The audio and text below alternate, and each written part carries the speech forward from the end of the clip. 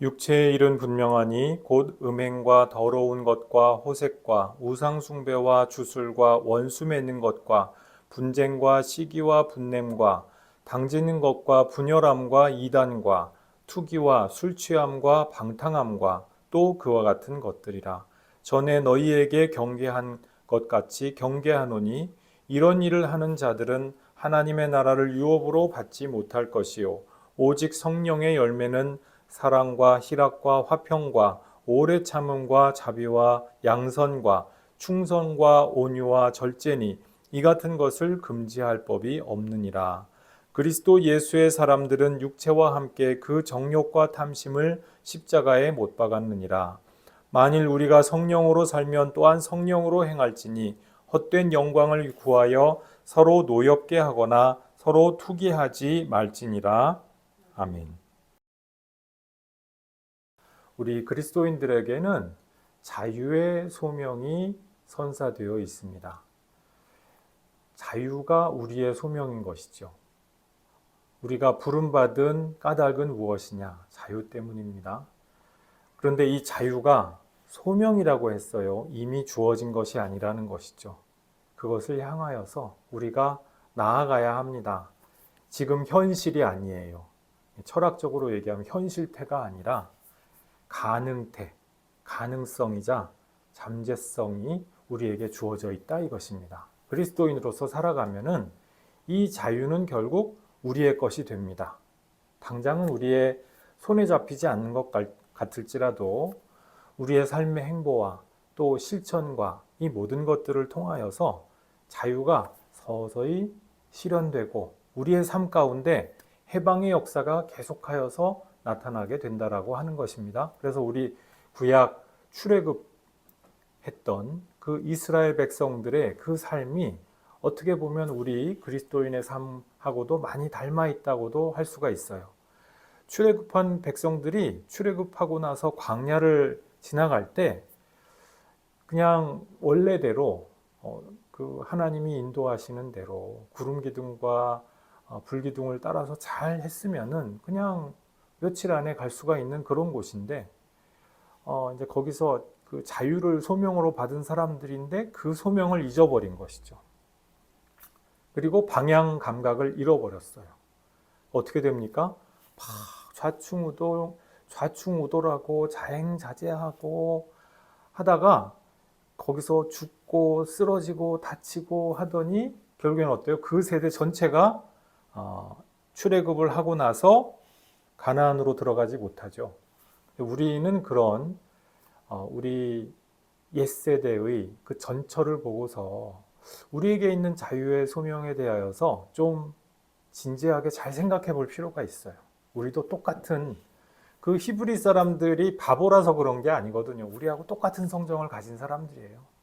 그래서 그 사람들이 이 세상에 노예로 살다가 자유의 소명을 자기의 마음속에 품고 그렇게 살아갔더라면 그 당대에도 어쩌면은 그 자유의 소명을 이루고 가나안 땅에 들어갔겠죠. 안식으로 하나님의 안식의 땅으로 들어갔겠죠. 그런데 그러지 못했어요. 그러니까 우리도 우리에게 주어져 있는 이 자유의 소명을 소중하게 생각하면서 우리의 삶의 행보를 살아가야 할 책무가 있다는 거예요. 그렇게 해야 할 사명을 우리가 받은 사람들이라 이것입니다. 그렇게 해서 우리 그 사도 바울이 지금 우리에게 말씀하시는 실천 방법에 대하여서 우리가 말씀을 나누었죠.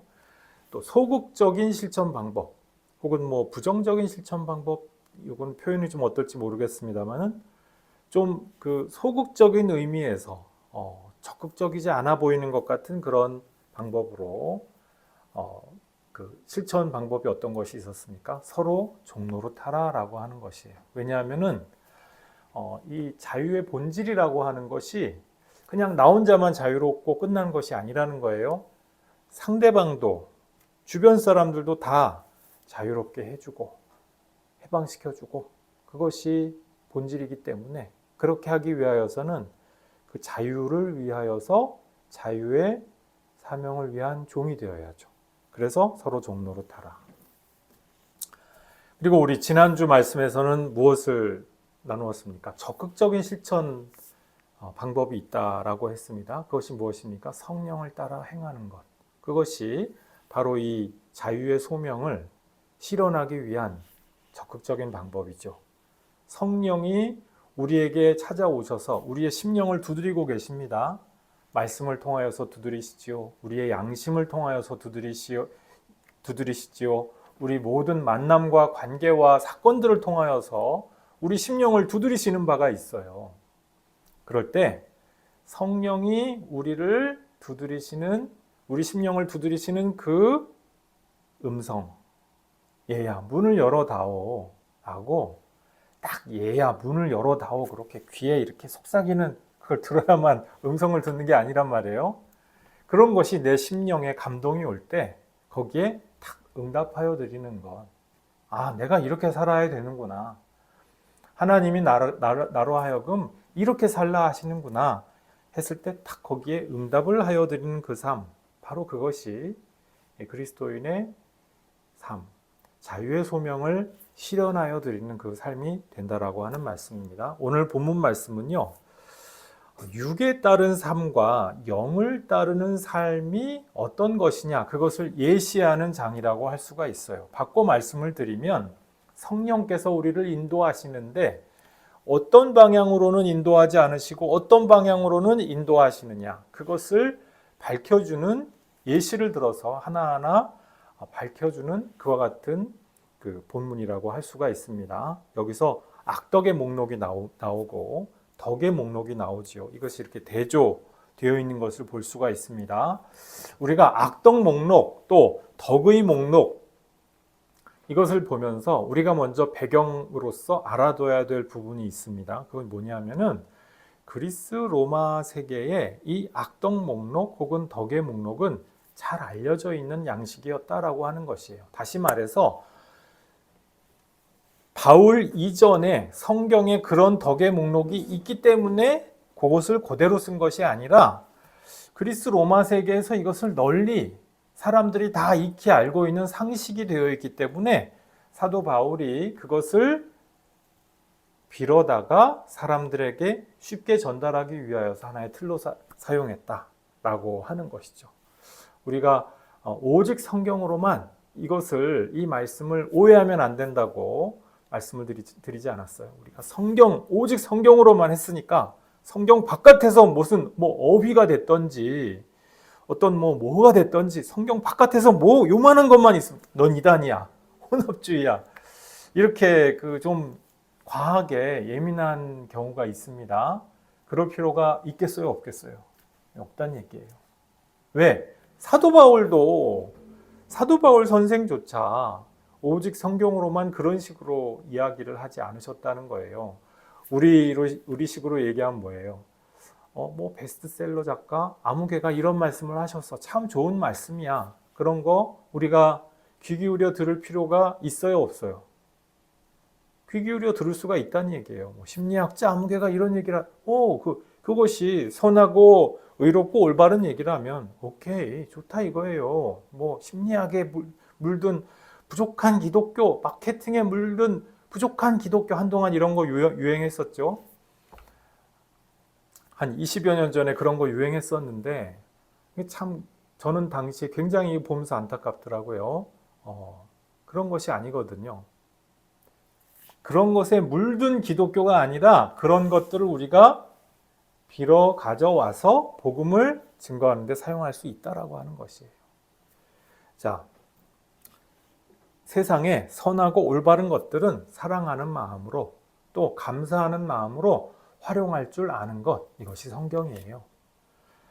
그래서 이 세상에 선하고 올바른 것들은 그냥 인간이 자기 딴에는 발견해내고 막 자기 천재로 한 것 같은데 사실은 하나님이 다 이렇게 영감으로 주신 바가 있는 것이죠.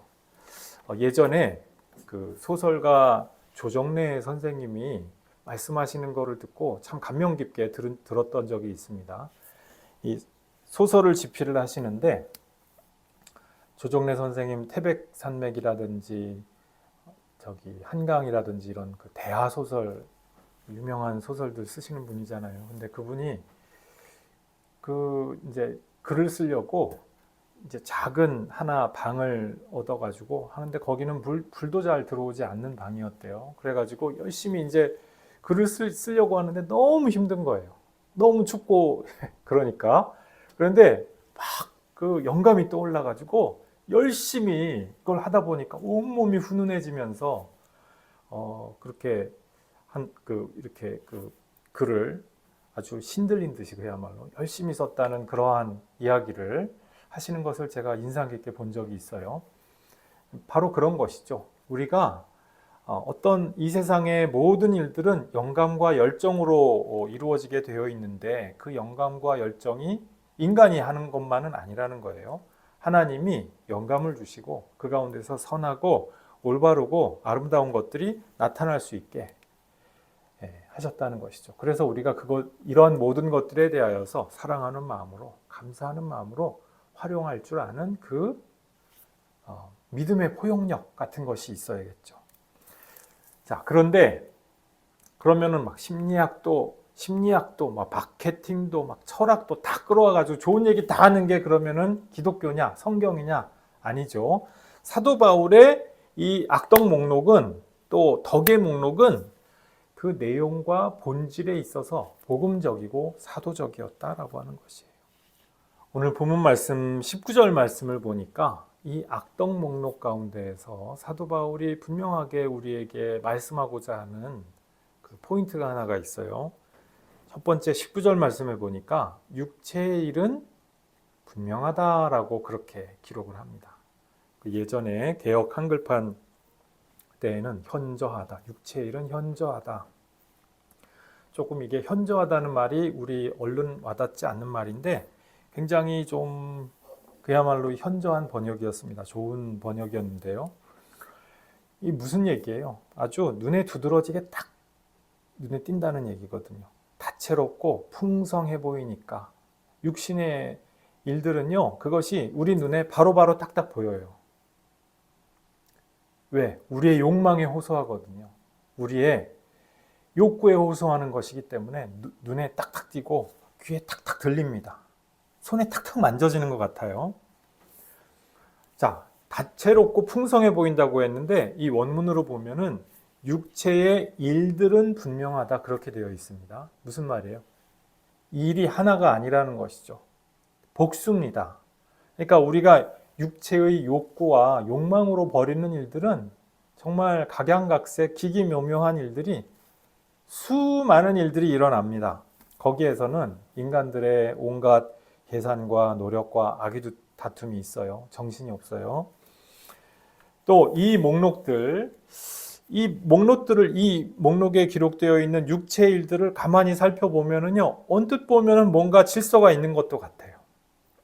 처음에는 어떤 음행과 방탕함과 이렇게 가다가 나중에는 보면은 앞에 나왔던 게 또 나왔던 것 같아요. 뒤에 보면 방탕함이 또 나오거든요. 그래서 언뜻 보면 이게 질서가 있는데, 그래서 뭐 성경학자들에 따라서는 이것이 뭐 4가지 그룹으로 되어 있다. 뭐 이런 식으로 분류를 하기도 하거든요. 그런데 진짜 실체는 모호하고 혼란하다는 거예요. 보세요. 이 목록에 보면은요, 방탕함과 음행이 나와요. 서로 다른 위치에. 방탕함과 음행을 우리가 어떻게 구분합니까?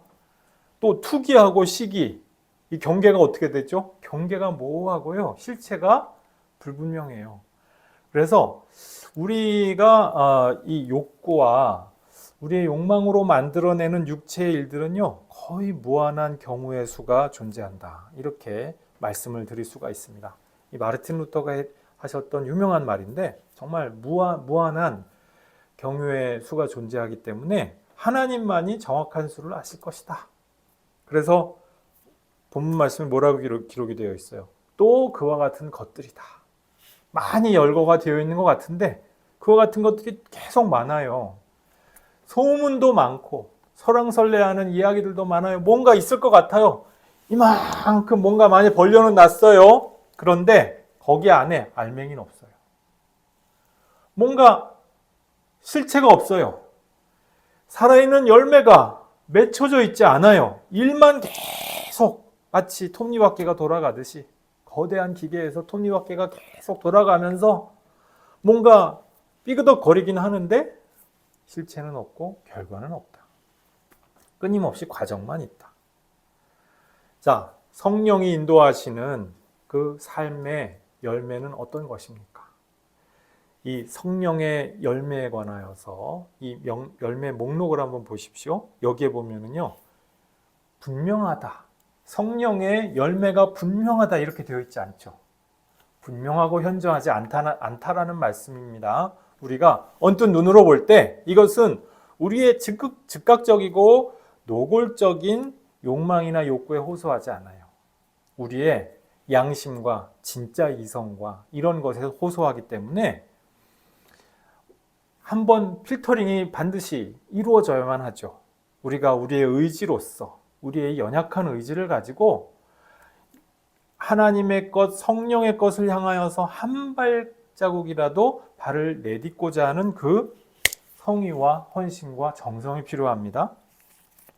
그리고 열매를 맺는다는 게 뭐예요? 열매가 저절로 맺혀지나요?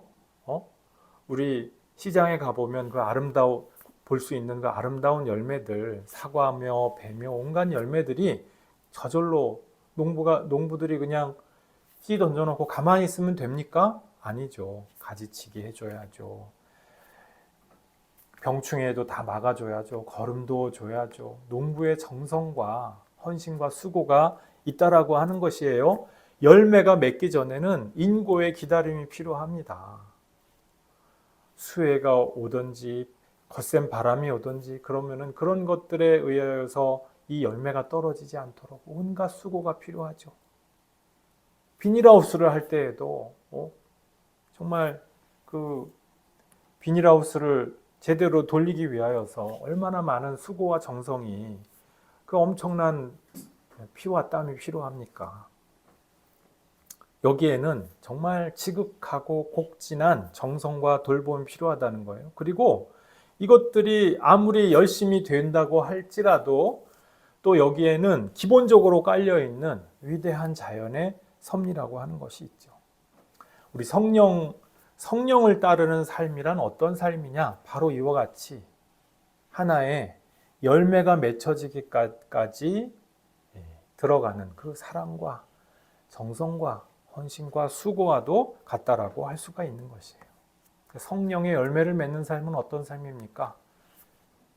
그 삶은 이렇게 수고하는 것 같고 사람들이 알아주지 않는 것 같고 사랑하고 양선하고 충성하고 사람들이 당장 안 알아줍니다. 내 얕은 이익을 따라가는 이 세상에서 내가 겸손하고 온유하고 막 성령이 나에게 명하시는 대로 자유의 소명을 이루어드리기 위하여서 선택해 나갈 때 때로는 그 선택이 굉장히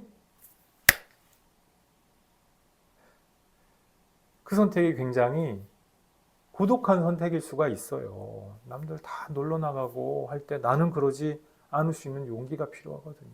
때로는 미움받고 무시받고 비웃음까지도 당할 수 있는 때로는 그런 용기가 필요한 것이 성령을 따르는 삶 아니겠어요. 근데 사도 바울에 따르면 바로 그런 것이 진짜 살아있는 삶이라 이것입니다.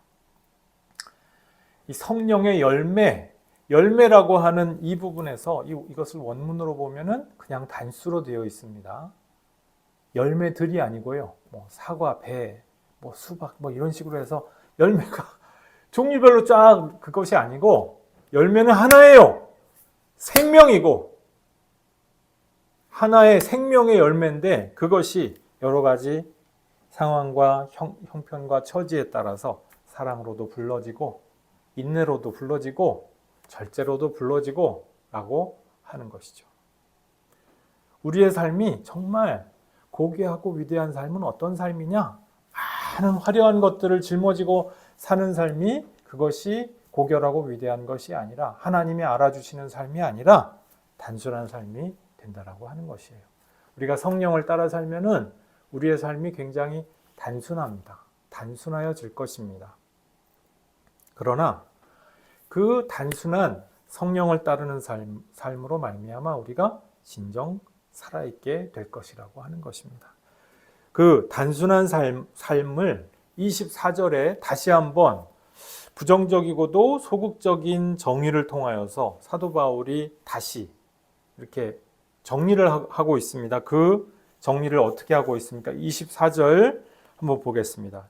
정욕과 탐심을 십자가에 못 박으면서 성령이 우리를 인도하시는 그 방향으로 우리의 삶의 행보를 나아갈 때 여러 가지 열매들이 맺히게 되는데, 이 열매들이 맺히게 되는 것은 또 다른 율법이 아니라 성령께서 인도하시는 것을 따라서 우리의 삶을 살아가다 보니까 어느새 맺혀 있는 그 삶이라는 것입니다. 그런데 23절 말씀해 보니까 이러한 열매들에 대해서 뭐라고 말씀합니까? 오늘 이것이 우리가 함께 생각하여야 봐야 할 주제인데요. 이 같은 것들을 금지할 법이 없다 그랬어요. 율법으로는 금지할 법이 없다. 율법으로서 우리가 이것을 하자 해가지고 양선도 되고 충성도 되고 절제도 되고 그것이 아니라 우리가 성령을 따라가다 보면, 성령을 따라 행하다 보면 어떻게 돼요? 이런 여러 가지 성령의 열매들을 맺게 된다. 자, 26절 말씀, 사도 바울이요, 지금 이 갈라디아 교회를 보니까 걱정이 되는 거예요. 그래서 서로 물고 먹으면 멸망할까 조심하라, 그렇게 15절에서 한번 말씀을 하셨어요. 육적으로 살면 필연적으로 이렇게 될 수밖에 없으니까. 고린도 교회 사람들이 그러했듯이 우리가 믿는다고 하면서 이 자리에서 육적인 욕망으로 여전히 살아간다고 한다면 이 가운데에서는 다툼이 있을 수밖에 없고, 육체의 일들이 여러 가지 모양으로 있을 수밖에 없게 된다고 하는 겁니다. 지금 사도 바울이 갈라디아 교회 형편을 보니까 이 헛된 영광을 구해서 서로 노엽게 하겠구나, 또 서로 시기 질투하면서 서로 싸우는 사람들이 나타나겠구나, 이것이 훤히 보인다는 것이죠. 왜? 육신의 일을 따라가는 사람들은 그렇게 살 수밖에 없으니까. 사도 바울이 지금 말씀하기를 성령으로 행하라는 거예요. 성령을 따라 행하면 온갖 선하고 아름다운 열매들이, 생명의 열매가 맺혀지게 되는데 오직 그것만 바라보십시오, 이렇게 다시 권면하고 있는 것이죠. 교회 여러분, 우리가 이 세상을 살아갈 때 어떤 뭐가 되어야겠다, 또 내가 어떤 화려하고 야망찬 일들을 해보겠다, 다 좋습니다. 그런데 그것보다 먼저 더 선행되어야 할 것이 무엇입니까? 그것은 하나님께서 우리의 양심과 또 하나님 말씀과 우리의 예배와 모든 성도의 교제를 통하여서 말씀하시고자 하는 그것을 잘 알아들 수 있는 그 마음의 귀입니다. 마음의 눈이라고 할 수 있어요. 성령께서 우리를 이리로 따라오라, 이리로 따라와 보렴, 그러면 내가 너에게 온갖 선하고 아름답고 위대하고 멋진 것을 보여줄게. 그럴 때 그 진실의 음성, 진리의 음성에 귀를 기울일 수가 있어야 한다라고 하는 것이죠. 교회 여러분, 성령께서 우리에게 아름답고 선한 생명의 열매 주시고자 우리를 자유의 소명을 주고 우리를 불러주셨습니다. 성령을 따라서 온전히 행하심으로 이 자유의 소명 이루어드리고, 또 자유의 소명을 온전히 실현함으로 말미암아 각양각색 성령의 아름다운 열매들 맺는 교우 여러분들 모두 되시기를 주님의 이름으로 축복합니다. 기도하시겠습니다. 아버지 하나님, 우리에게 여러 가지 삶의 가능성들이 있는 것을 봅니다. 주님, 악덕을 쫓아가는 방법도 있고, 또 하나님께서 우리를 위하여서 예비하기를 원하시는 그 생명의 미덕을 따라가는 방법도 있습니다. 바라옵고 구하옵건대 주님, 우리가 성령의 인도하시는 그 인도하심을 온전히 따라갈 수 있게 도와주옵소서. 우리의 양심을 통하여서, 하나님 말씀과 복음을 통하여서, 또한 우리의 예배와 모든 삶 가운데에서 하나님께서 말씀하여 주시는 그 인도하심과 이끄심을 잘 이해하고 또한 따라드리며 또한 순종하여서 성령의 열매를 날마다 아름다운 성령의 열매를 맺어드릴 수 있는 우리 교우 여러분들 모두 되실 수 있도록 주님 은혜 내려주시고 함께하여 주시옵소서. 감사드리옵고 예수님 이름으로 기도드리옵나이다. 아멘.